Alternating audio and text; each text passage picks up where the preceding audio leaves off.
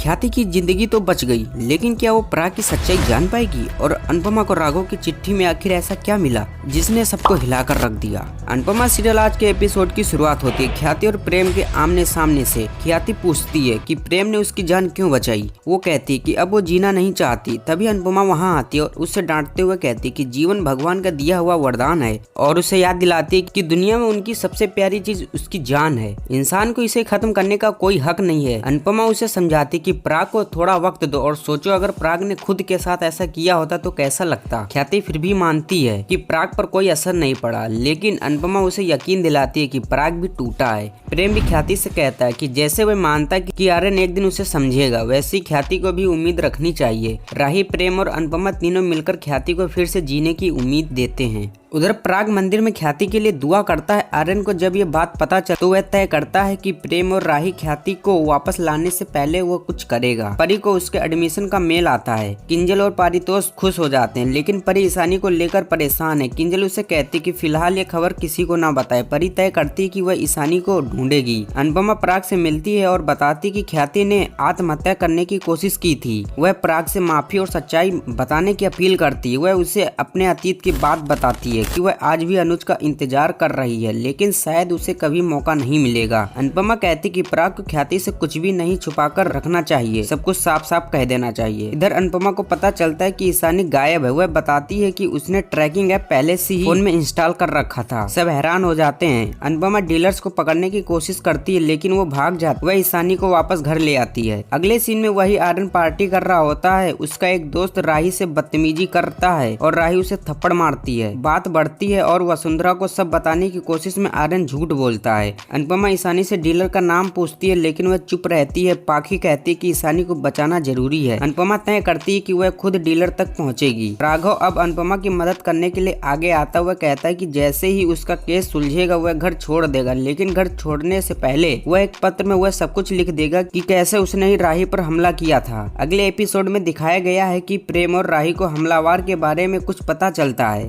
अनुपमा कहती है कि जिसने राही पर हमला वह बचेगा नहीं। राघव अनुपमा को सच्चाई बताने का फैसला करता है। अनुपमा को राघव का एक चिट्ठी मिलती है और कोठारी परिवार अनुपमा के साथ जश्न मनाता है।